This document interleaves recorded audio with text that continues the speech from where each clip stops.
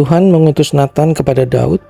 Ia datang kepada Daud dan berkata kepadanya, "Ada dua orang dalam suatu kota, yang seorang kaya, yang lain miskin. Si kaya mempunyai sangat banyak kambing, domba, dan lembu sapi.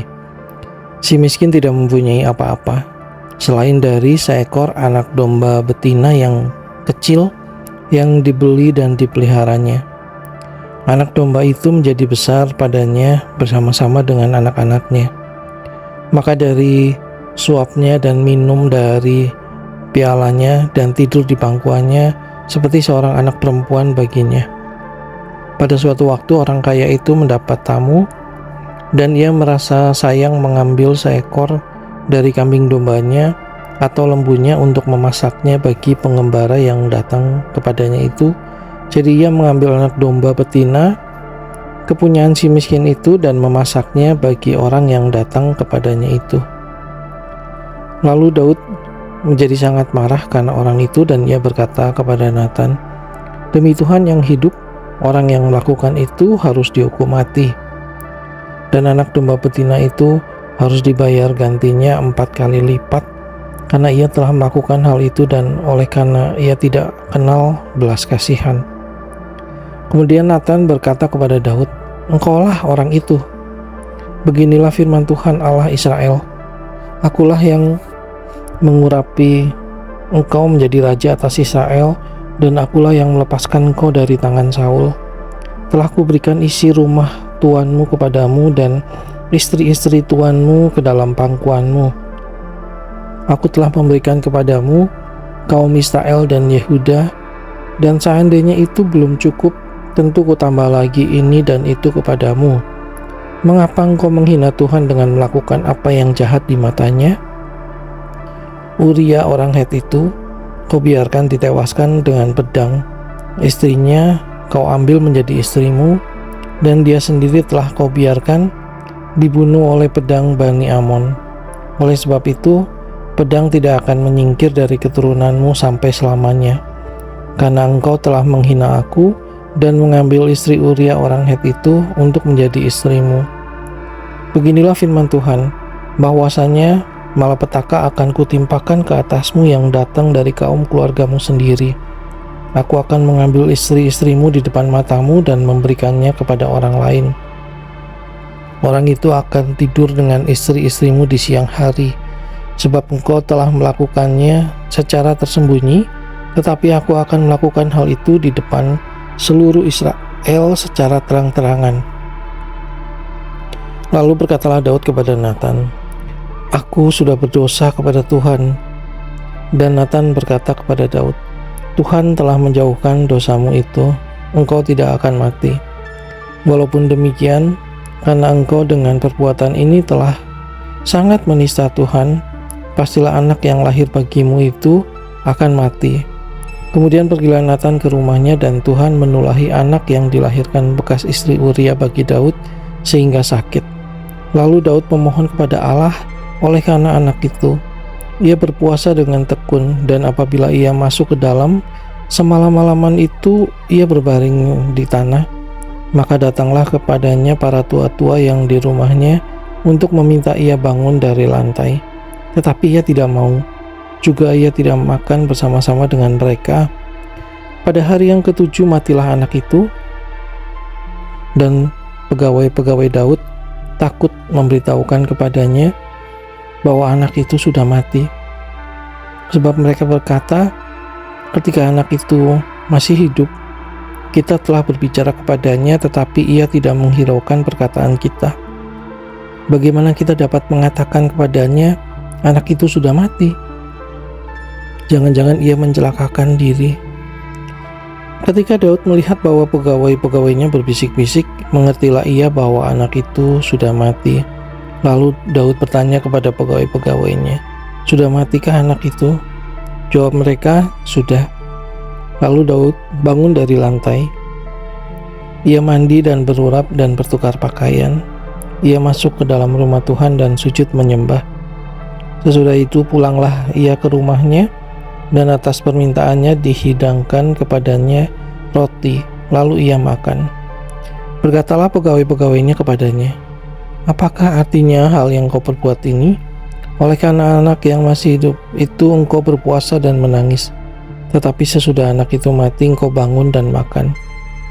Jawabnya, selagi anak itu hidup aku berpuasa dan menangis, karena pikirku siapa tahu Tuhan mengasihani aku sehingga anak itu tetap hidup.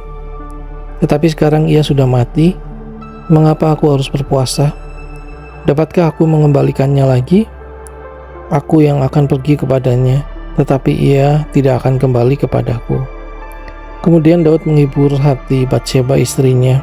Ia menghampiri perempuan itu dan tidur dengan dia. Dan perempuan itu melahirkan seorang anak laki-laki. Lalu Daud memberi nama Salomo kepada anak itu.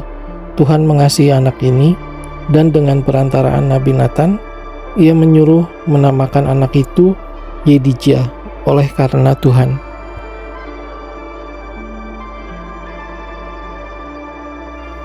Yoab berperang melawan Raba, kota Bani Amon, dan ia merebut kota kerajaan. Lalu Yoab menyuruh orang kepada Daud dengan pesan, "Aku berperang melawan kota Raba dan telah merebut pula kota Air. Oleh sebab itu kumpulkanlah sisa tentara, kepunglah kota itu dan rebutlah, supaya jangan aku yang merebut kota itu dan jangan namaku menjadi juga nama kota itu." Sesudah itu Daud mengumpulkan seluruh tentara. Ia berangkat ke kota Raba dan berperang melawannya, lalu merebutnya. Ia mengambil mahkota dari kepala raja mereka, beratnya setalenta emas, bertatahkan sebuah batu permata yang mahal, dan itu dikenakan pada kepala Daud. Juga diangkutnya banyak sekali jarahan dari kota itu. Penduduk kota itu diangkutnya dan dipaksanya bekerja dengan gergaji, penggerek besi, dan kapak. Juga dipekerjakan mereka di tempat pembuatan batu bata. Demikianlah juga diberlakukan Daud segala kota Bani Amon. Sesudah itu pulanglah Daud dengan seluruh tentara ke Yerusalem. Sesudah itu terjadilah yang berikut. Absalom bin Daud mempunyai seorang adik perempuan yang cantik namanya Tamar, dan Amnon bin Daud jatuh cinta kepadanya. Hati Amnon sangat tergoda sehingga ia jatuh sakit karena Tamar saudaranya itu, sebab anak perempuan itu masih perawan dan menurut anggapan Amnon mustahil untuk melakukan sesuatu terhadap dia. Amnon mempunyai seorang sahabat bernama Yonadab, anak Simea, kakak Daud. Yonadab itu seorang yang sangat cerdik. Katanya kepada Amnon, "Hai anak raja, mengapa engkau demikian merana setiap pagi? Tidakkah lebih baik engkau memberitahukannya kepadaku?" Kata Amnon kepadanya, "Aku cinta kepada Tamar, adik perempuan Absalom saudaraku itu." Lalu berkatalah Yonadab kepadanya, "Berbaringlah di tempat tidurmu dan berbuat pura-pura sakit. Apabila ayahmu datang menengok engkau, maka haruslah engkau berkata kepadanya, 'Izinkanlah adikku Tamar datang memberi aku makan.' Apabila ia menyediakan makanan di depan mataku, sehingga aku dapat melihatnya, maka aku akan memakannya dari tangannya." Sesudah itu berbaringlah Amnon dan berbuat pura-pura sakit. Ketika raja datang menengok dia, berkatalah Amnon kepada raja, "Izinkanlah adikku Tamar datang membuat barang 2 kue di depan mataku, supaya aku memakannya dari tangannya." Lalu Daud menyuruh orang kepada Tamar ke rumahnya dengan pesan, "Pergilah ke rumah Amnon kakakmu dan sediakanlah makanan baginya." Maka Tamar pergi ke rumah Amnon kakaknya yang sedang berbaring-baring. Lalu anak perempuan itu mengambil adonan, meremasnya dan membuat kue di depan matanya, kemudian dibakarnya kue itu. Sesudah itu gadis itu mengambil kuali dan mengeluarkan isinya di depan Amnon, tetapi ia tidak mau makan. Berkatalah Amnon, "Suruhlah setiap orang keluar meninggalkan aku." Lalu keluarlah setiap orang meninggalkan dia. Lalu berkatalah Amnon kepada Tamar, "Bawalah makanan itu ke dalam kamar, supaya aku memakannya dari tanganmu." Tamar mengambil kue yang disediakannya itu, lalu membawanya kepada Amnon kakaknya ke dalam kamar. Ketika gadis itu menghidangkannya kepadanya supaya ia makan, dipegangnyalah gadis itu dan berkata kepadanya, "Marilah tidur dengan aku, adikku." Tetapi gadis itu berkata kepadanya, "Tidak, kakakku, jangan perkosa aku, sebab orang tidak berlaku seperti itu di Israel. Janganlah berbuat noda seperti itu. Dan aku, kemanakah kubawa kecemaranku? Dan engkau akan dianggap sebagai orang yang bebal di Israel. Oleh sebab itu, berbicaralah dengan raja, sebab ia tidak akan menolak memberikan aku kepadamu." Tetapi Amnon tidak mau mendengarkan perkataannya, dan sebab ia lebih kuat daripadanya, diperkosanyalah dia, lalu tidur dengan dia. Kemudian timbullah kebencian yang sangat besar pada Amnon terhadap gadis itu, bahkan lebih besar benci yang dirasanya kepada gadis itu daripada cinta yang dirasanya sebelumnya. Lalu Amnon berkata kepadanya, "Bangunlah, enyahlah." Lalu berkatalah gadis itu kepadanya, "Tidak, kakakku, sebab menyuruh aku pergi adalah lebih jahat daripada apa yang telah kau lakukan kepadaku tadi." Tetapi Amnon tidak mau mendengarkan dia. Dipanggilnya orang muda yang melayani dia, katanya, "Suruhlah perempuan ini pergi daripadaku dan kuncilah pintu di belakangnya."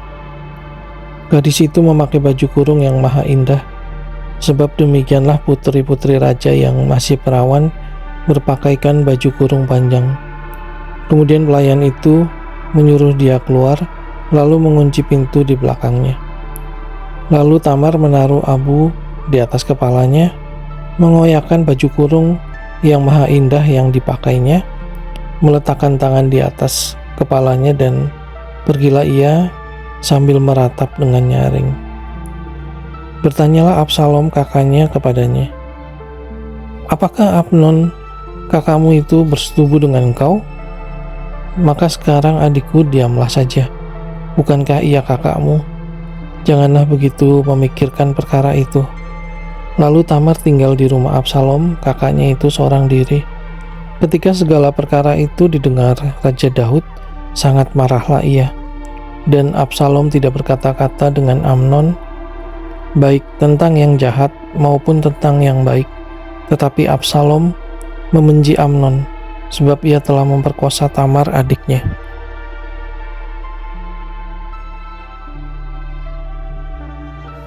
Sesudah lewat 2 tahun, Absalom mengadakan pengguntingan bulu domba di Baal Hasor yang dekat kota Efraim. Lalu Absalom mengundang semua anak raja. Kemudian Absalom menghadap raja lalu berkata, "Hambamu ini mengadakan pengguntingan bulu domba, kiranya raja dan pegawai-pegawainya ikut bersama-sama dengan hambamu ini." Tetapi raja berkata kepada Absalom, "Maaf anakku, jangan kami semua pergi, supaya kami jangan menyusahkan engkau."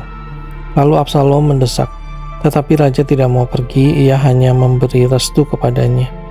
Kemudian berkatalah Absalom, "Kalau tidak, izinkanlah kakakku Amnon pergi beserta kami." Tetapi raja menjawabnya, "Apa gunanya ia pergi bersama-sama dengan engkau?" Tetapi ketika Absalom mendesak, diizinkannyalah Amnon dan semua anak raja pergi beserta dia. Lalu Absalom memerintahkan orang-orangnya demikian, "Perhatikan, apabila hati Amnon menjadi gembira karena anggur, dan aku berkata kepadamu, paranglah Amnon, maka haruslah kamu membunuh dia. Jangan takut, bukankah aku yang memerintahkannya kepadamu? Kuatkanlah hatimu dan tunjukkanlah dirimu sebagai orang yang gagah perkasa." Orang-orang Absalom memperlakukan Amnon seperti yang diperintahkan Absalom. Lalu bangunlah semua anak raja itu, mereka menaiki bagalnya masing-masing dan melarikan diri. Mereka masih di tengah jalan ketika kabar sampai kepada Daud demikian, Absalom telah membunuh semua anak raja, tidak ada seorang pun dari mereka yang lolos. Lalu bangunlah raja, dikoyakannya pakaiannya dan berbaring di lantai, dan semua pegawainya yang hadir padanya mengoyakkan pakaian mereka. Maka berbicaralah Yonadab anak Simea, kakak Daud, katanya, "Janganlah Tuanku menyangka bahwa semua orang muda anak-anak raja itu telah dibunuh. Hanya Amnon yang mati, sebab hal itu telah terlihat pada air muka Absalom sejak Amnon memperkosa Tamar adiknya.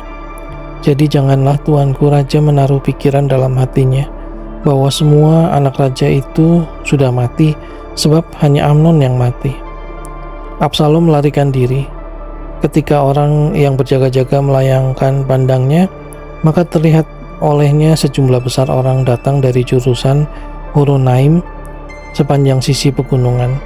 Berkatalah Yonadab kepada raja, "Lihat, anak-anak raja datang, benar seperti kata hambamu ini." Baru saja ia habis berkata, datanglah anak-anak raja itu. Mereka menangis dengan suara nyaring. Juga raja dan semua pegawainya menangis dengan amat keras. Absalom telah melarikan diri dan telah pergi kepada Talmai bin Ammihur, raja negeri Gesur, dan Daud berduka cita berhari-hari lamanya karena anaknya itu. Absalom telah melarikan diri dan telah pergi ke Gesur. Ia tinggal di sana 3 tahun lamanya. Lalu raja tidak lagi marah terhadap Absalom, sebab kesedihan hatinya karena kematian Amnon telah surut.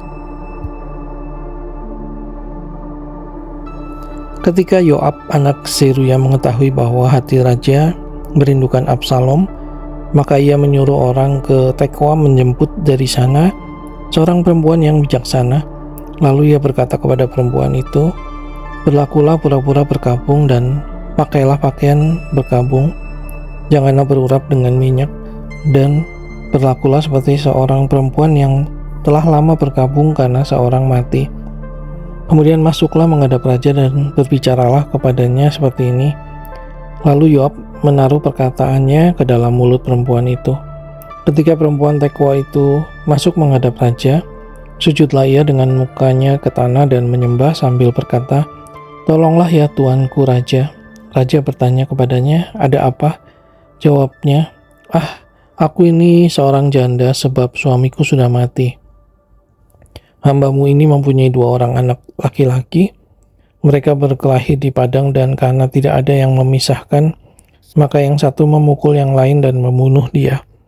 Dan sekarang seluruh kaum keluarga bangkit melawan hambamu ini.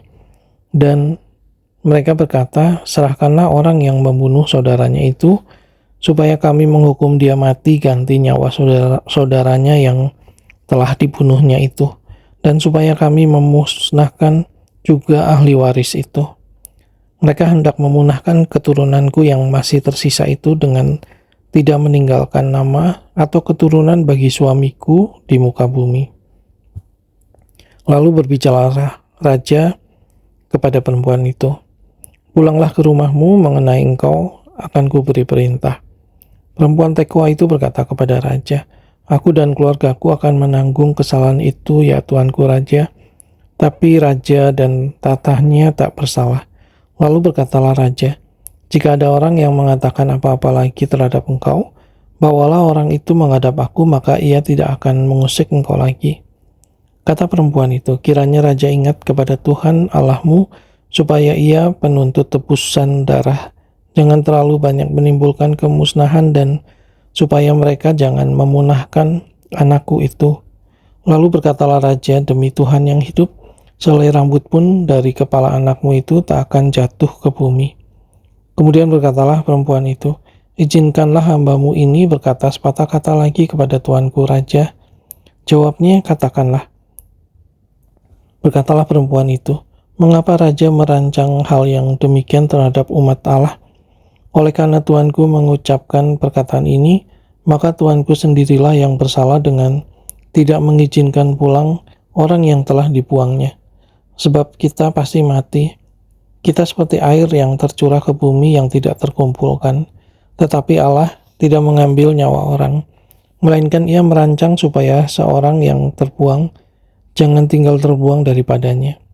Maka sekarang aku datang mengatakan perkataan ini kepada tuanku raja, karena orang banyak itu telah menakut-nakuti aku. Sebab itu pikir hambamu ini, baiklah aku berbicara dahulu dengan raja, mungkin raja mengabulkan permohonan hambanya ini. Sebab raja akan mendengarkan aku dan akan melepaskan hambanya ini dari tangan orang yang hendak memunahkan aku dan anakku bersama-sama dari milik pusaka Allah.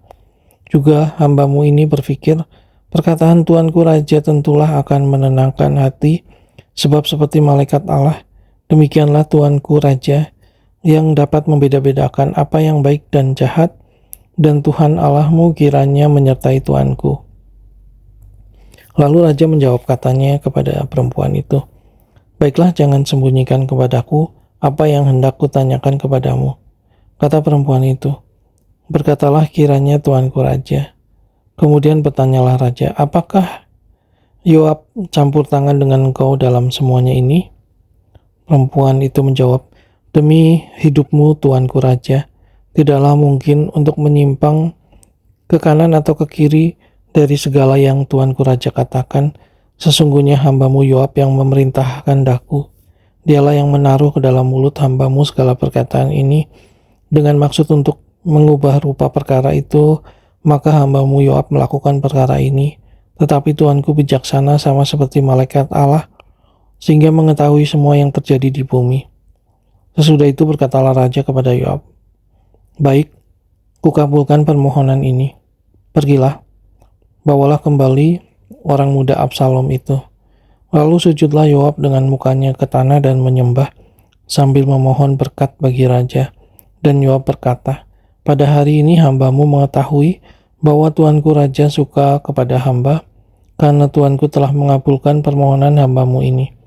Lalu bangunlah Yoab, ia pergi ke Gesur dan membawa Absalom ke Yerusalem.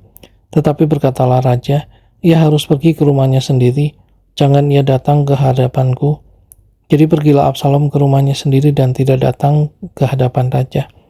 Di seluruh Israel tidak ada yang begitu banyak dipuji kecantikannya seperti Absalom.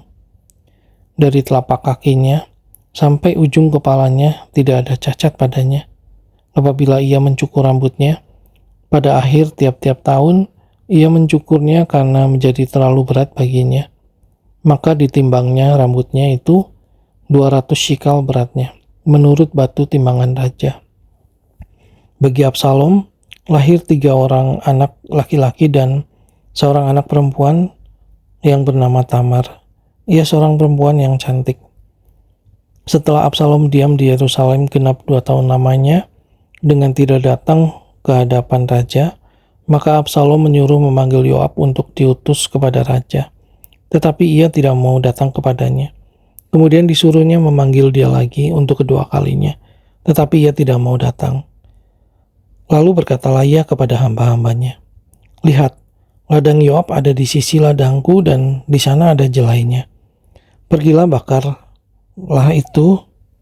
Maka hamba-hamba Absalom membakar ladang itu. Lalu Yoab pergi mendapatkan Absalom ke rumahnya dan bertanya kepadanya, mengapa hamba-hambamu membakar ladang kepunyaanku itu?